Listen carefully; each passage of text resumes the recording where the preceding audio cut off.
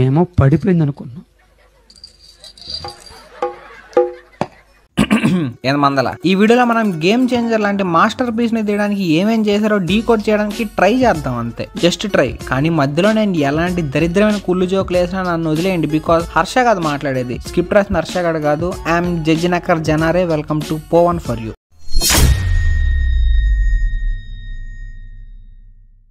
ఎలాంటి సినిమా తీయాలన్నా మెయిన్ గా కావాల్సింది ప్లాట్. కానీ తెలివిగా థింక్ చేసిన శంకర్ గారు ప్లాట్ ని మిక్సీ వేసి మెత్తగా చేసి తిప్పి తిప్పి ట్విస్ట్లు ప్లాన్ చేసి ప్లాట్ ని మాయం చేశారు. The result 186+ crores gross on day 1. Usual గా మూవీ డైరెక్టర్ ని కెప్టెన్ ఆఫ్ ద షిప్ అంటారు. సో ఇదే ఇన్స్పిరేషన్ తో శంకర్ గారు కూడా 2019 వరల్డ్ కప్ లో కెప్టెన్ కూల్ చేసిందే చేశారు. అంటే బాల్ వదిలేయడం కాదు, అది సపరేట్, అది ఉంది. ముఖ్యంగా ప్రొడ్యూసర్ గారిని గొర్రెని చేశారు. అంటే తప్పుగా అనుకోకండి, పెడార్థాలు అసలు తీయకండి. గొర్రె అంటే goat, greatest of all time అని. ఒరే గొర్రె అంటే మేకర ఎర్రె, షీప్ అంటే గొర్రె. ఆ బొక్క రెండింటిని అనేది మటన్ అనేగా. అసలు సాంగ్స్ అన్నిటికీ కలిపి 75 కోట్లు అయ్యాయంట.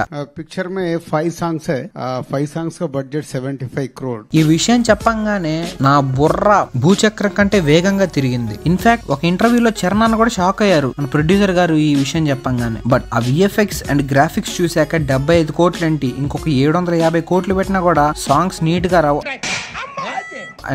అంటే ఇంతకంటే నీట్ గా తీయలేరు అని అనిపిస్తుంది మీకు. సారీ, స్క్రిప్ట్ మారిపోయింది, మీరేం తప్పుగా అనుకోవద్దు. మధ్యలో వర్డ్స్ నేను ఫ్లిప్ అయితే. థియేటర్ లో ఈ సాంగ్స్ చూస్తున్నప్పుడు నాకు 75 కోట్ల బడ్జెట్ కళ్ళ ముందే కనిపించింది. ఎస్పెషల్లీ నానా హైరానా సాంగ్. ఈ సాంగ్ ని ఇన్ఫ్రారెడ్ కెమెరాతో షూట్ చేశారంట. మా ఇంటి దగ్గర థియేటర్ లో చూసి షాక్ అయ్యా. మా ఫ్రెండ్ కి కాల్ చేసి ఈ నానా హైరానా సాంగ్ సూపర్ ఉంది అంటే, మా ఫ్రెండ్ సినిమాలో చూద్దాం అని చెప్పి హైదరాబాద్ నుంచి నెల్లూరుకు వస్తున్నాడు. ఆ బస్సులో ఆల్రెడీ చూసేసా అంటున్నాడు.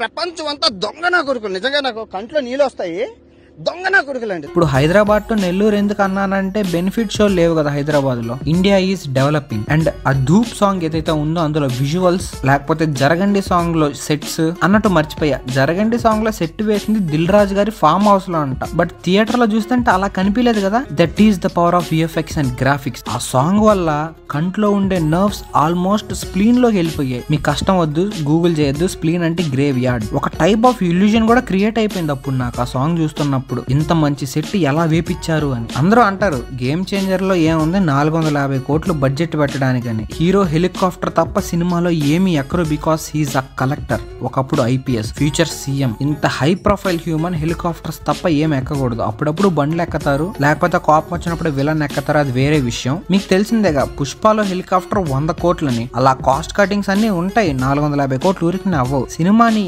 ఎంత రాగా ఉంచారంటే అంత రాగా చూపించారు. చివరికి పైలట్ కూడా పంచిగట్టి మన నేటివిటీని చూపించారు. Hats off Shankar sir. నిజానికి చెప్పాలంటే game changer title is not for box office. Instead it's for the producers assets and it's IT raids. Shankar sir అందరూ తిట్టుకుంటారు ప్రీవియస్ మూవీస్ చూశాక.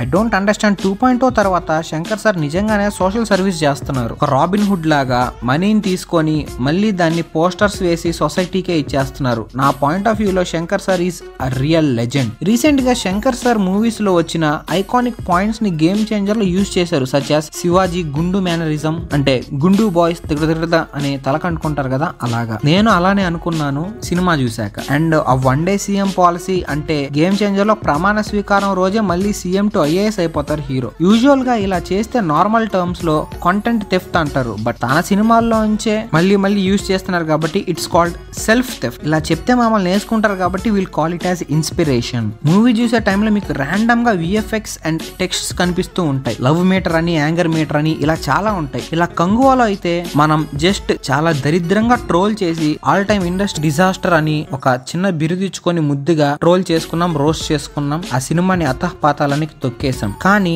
అది కాలీవుడ్ మూవీ. ఇప్పుడు మనం గేమ్ చేంజర్ ని ట్రోల్ చెయ్యం, ఎందుకంటే దిస్ ఈస్ TFI. हमारे यहाँ ऐसा ही होता है. We all are TFI బానిసలు, proud to be a hypocrite. Hypocrisy की भी सीमा होती है. Coming to the best use of casting. ఈ సినిమాలో ఎస్జే సూర్య గారు, సునీల్ గారు, బ్రహ్మానందం గారు, వెన్నెల కిషోర్ గారు లాంటి యాక్టర్స్ ఉన్నప్పటికీ కామెడీ చేసింది మాత్రం శంకర్ సారే. ఒక లెజెండ్ ని, హాస్య బ్రహ్మని యూటిలైజ్ చేసుకోవాలి అంటే శంకర్ గారి తర్వాత ఎవరైనా. Hats off sir. అసలు సునీల్ గారి సైడ్ కామెడీ చూస్తే పొట్ట చెక్కలై ఏడుస్తారు. క్రింజ్ కామెడీతో. ఆయన ఇంట్రడక్షన్ అప్పటి నుంచి ఎండ్ దాకా హిలేరియస్ గా వర్క్ అయ్యాయి పంచెస్ అన్ని. బాబు లేవ్ బాబు. కామెడీ ఎస్పెషల్లీ జోక్ అయిన వెంటనే ఆ జబర్దస్త్ మ్యూజిక్ పెట్టుకొని నాగబాబు గారి లాగా 1/2 సెకండ్ నవ్వాను నేను. కలెక్టర్ కి బంట్రోత్ ఇచ్చే ఎలివేషన్స్ చూసి దిస్ ఈజ్ సినిమా అనిపించింది. రియల్ లైఫ్ లో కూడా ఇలానే ఉంటారు, వాళ్ళు నిజంగా ఉంటే చాలా సూపర్ అనే థాట్ వచ్చిందా మీకు? అయితే you need to join an asylum.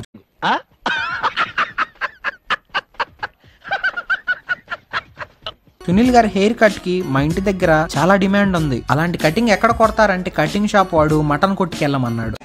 నాకు అర్థం కాలేదు సార్. సునీల్ గారు సినిమాలో వేసే జోక్స్ లో నా ఫేవరెట్ వచ్చేసి, ఒక బియ్యం వ్యాపారి లంచ్ కోసం 30 బస్తాలు ఇంటికి పంపిస్తా అంటే వెంటనే సునీల్ గారు లంచమా అంటే కాదండి లంచ్ కి అంటాడు. దానికైనా రిప్లైగా లంచా కొడక అంటారు.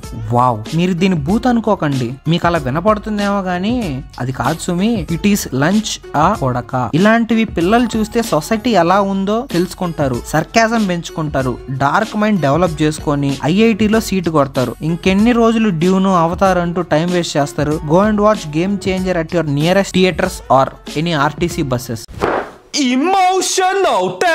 ఇకపోతే వెన్నెల కిషోర్ గారి రోల్, ఈయన పని సినిమా అంతా ఒకటే, హీరోయిన్ ని ఉరిమి ఉరిమి కొసరి కొసరి కొంటిగా చూడడం. సాంగ్ మధ్యలో కూడా ఆయన వచ్చేస్తా ఉంటారు, కారుస్తా ఉంటారు సొంగ. 4th వాల్ బ్రేకర్స్ ని శంకర్ సినిమాలో వెన్నెల కిషోర్ గారు బ్రేక్ చేశారు. Is a genius. అండ్ ఇంకా విలన్స్, మన విలన్ గారి బ్రదర్ మగధీర మునిమాణిక్యం, ఈయన వాయిస్ ని చాలా మంది ట్రోల్ చేస్తూ ఇరిటేటింగ్ గా ఉంది అని అన్నారు.